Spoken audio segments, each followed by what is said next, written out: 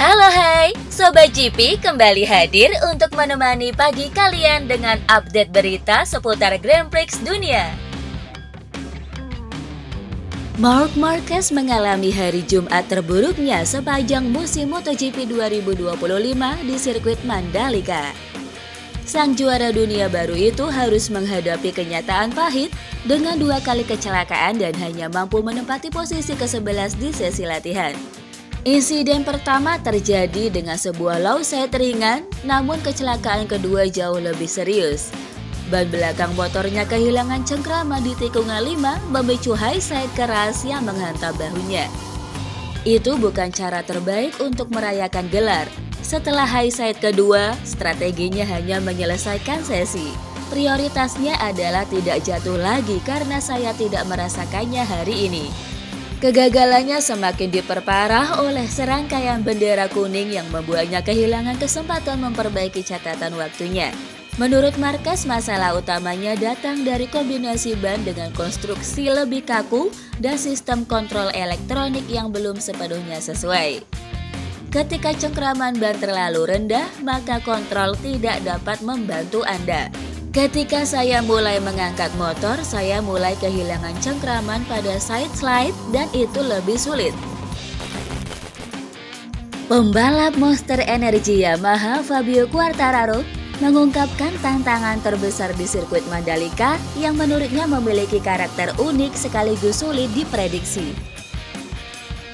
El Diablo menilai masalah manajemen ban menjadi penyebab utama banyak rider unggulan kesulitan, termasuk Marc Marquez dan Francisco Bagnaia. Dalam sesi latihan Jumat, Quartararo menutup hari di posisi ke-7 dengan waktu 1 menit 29,837 detik. Hasil ini cukup mengejutkan karena 3 besar tidak dikuasai Ducati, melainkan Marco Bezzecchi, Fermin Aldeguer, dan Pedro Acosta. Quartararo sendiri menilai grip track sebenarnya bagus, namun reaksi ban kerap tidak konsisten. Menurutnya kondisi tersebut membuat banyak nama besar terlempar dari 10 besar. Saya rasa cengkramannya bagus, tetapi ban bereaksi dengan cara yang tidak dapat diprediksi. Itulah sebabnya kecepatan saya lambat, begitu juga dengan banyak pembalap cepat lainnya. Saya pikir Pecco, Marc, juga Alex Marquez tidak merasa nyaman dengan ban mereka. Dampak kecelakaan keras dengan Jorge Martin di sprint MotoGP Jepang masih terasa bagi Marco Bezzecchi saat menjalani Grand Prix Indonesia. Namun demikian, meski kondisi fisiknya belum sepenuhnya pulih, pembalap Italia itu justru tampil mengejutkan dengan mencatat waktu tercepat pada sesi latihan hari pertama di sirkuit Mandalika. Ya, Bezzecchi mengalami cedera kaki dan punggung setelah insiden di Motegi, tetapi yang lebih mengganggu ternyata adalah rasa sakit di punggungnya. Hal ini cukup mengejutkan karena sebelumnya ia memperkirakan cedera kaki akan menjadi hambatan utama. Meski demikian, performanya tidak terganggu signifikan. Dengan keunggulan hampir setengah detik dari pesaing terdekat, dia berhasil membuktikan ketangguhannya di tengah kondisi fisik yang belum prima. Latihan di Mandalika juga diwarnai tantangan suhu lintasan yang mencapai 55 derajat Celcius. Situasi ini memaksa para pembalap berhati-hati dalam mengelola ban, terutama dalam menjaga stabilitas suhu ban belakang dan ban depan. Kesalahan kecil dalam pengelolaan bisa berdampak pada performa, namun Bezzecchi mampu mengatasi kendala tersebut dengan baik. Meski dihantui cedera dan kondisi lintasan ekstrim, Bezzecchi menunjukkan bahwa semangatnya tak pernah pudar, sekaligus memberi sinyal bahwa ia tetap menjadi salah satu kandidat kuat pada balapan akhir pekan ini di Indonesia. Francisco Bagnaia kembali menghadapi akhir pekan yang penuh teka-teki di MotoGP Indonesia 2025. Setelah tampil gemilang di Motegi dengan raihan pole, kemenangan sprint dan kemenangan Grand Prix, juara dunia 2 kali itu justru terjebak di posisi ke-17 pada sesi latihan Jumat di sirkuit Mandalika. Kebangkitan Bagnaia di Jepang sebelumnya diyakini terjadi berkat pemahaman baru setelah uji coba GP24 yang dilakukan Franco Morbidelli di Misano. Namun momentum positif itu tampaknya tidak berlanjut di Indonesia. Seluruh pembalap Ducati GP25 gagal menembus 10 besar, meninggalkan pertanyaan besar tentang performa motor terbaru pabrikan Italia tersebut. Bagnaia merasakan situasi yang aneh seperti kembali ke kondisi sulit di Misano. Hal itu semakin membingungkan karena ban yang digunakan adalah tipe yang sama seperti tahun lalu ketika ia mampu mendominasi sprint dan finish ketiga di Grand Prix. Mandalika memang belum pernah menjadi lintasan bersahabat bagi Bagnaia. Catatan buruknya kembali berlanjut di sini dan ia menekankan bahwa Ducati perlu segera menemukan jawaban atas masalah yang membuat semua pembalap mereka kesulitan. Dominasi Francesco Bagnaia di MotoGP Jepang 2025 ternyata tidak lepas dari peran tim VR46 milik Valentino Rossi. Bos tim Pertamina Enduro VR46 Alessio Salucci membenarkan bahwa Bagnaia sempat menjajal motor Desmosedici GP24 milik Franco Morbidelli pada sesi tes di Misano bulan lalu. Langkah itu disebut menjadi titik balik performa Bagnaia.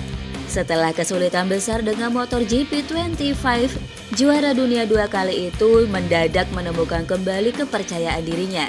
Di Motegi, Bagnaia pun sukses merebut pole position, menang sprint, serta menguasai balapan utama. Spekulasi pun muncul bahwa Bagnaia menggunakan setup campuran. Basis GP24 dipadukan dengan mesin GP25.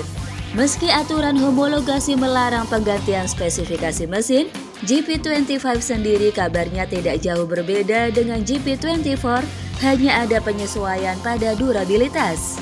Bagnaia sendiri tidak membantah sepenuhnya. Ia hanya menekankan bahwa di Misano dirinya mencoba beberapa elemen lama yang membuat rasa percaya diri kembali.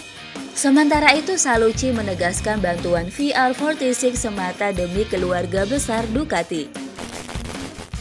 Sesi latihan bebas pertama MotoGP di Mandalika menghadirkan pemandangan yang cukup menarik di luar lintasan.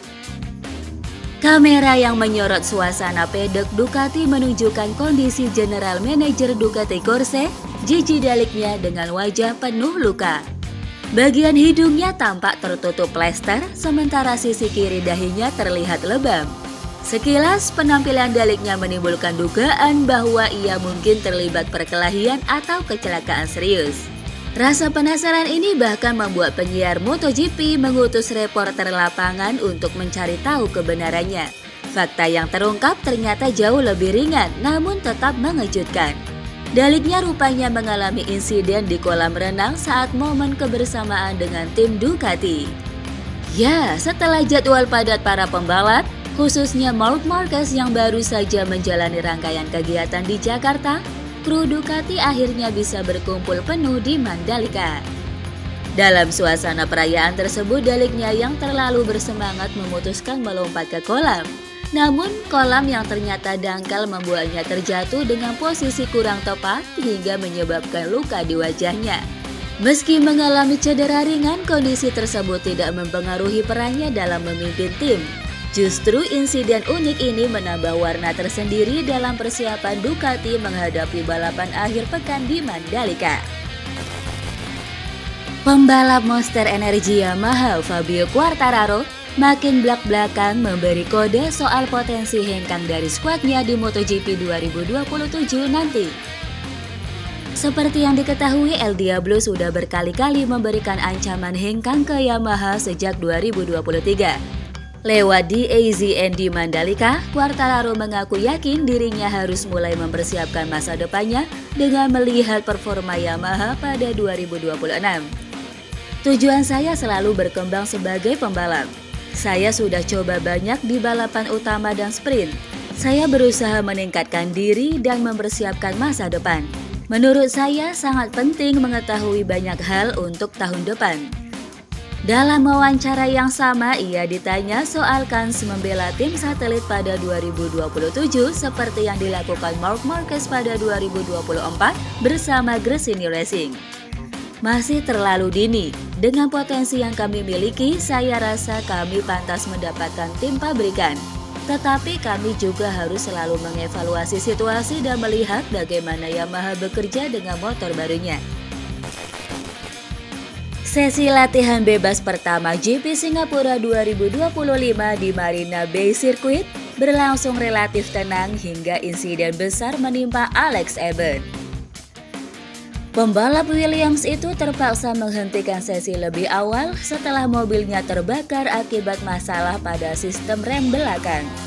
Albon bahkan belum sempat mencatatkan lap cepat ketika kendala muncul. Saat kembali ke pit lane, asap mulai keluar dari bagian belakang mobil sebelum api menyambar. Tim Williams sigap memadamkan api sehingga kerusakan tidak semakin parah, meski asap pekat sempat memenuhi area pit. James Vowles, kepala tim Williams, memastikan mobil Albon membutuhkan pergantian besar di bagian belakang. Beruntung, tim masih memiliki cadangan gearbox dan suspensi lengkap untuk mempercepat perbaikan. Meski demikian, absennya Albon di FP1 membuatnya kehilangan waktu penting untuk beradaptasi di lintasan jalan raya yang terkenal menuntut ritme.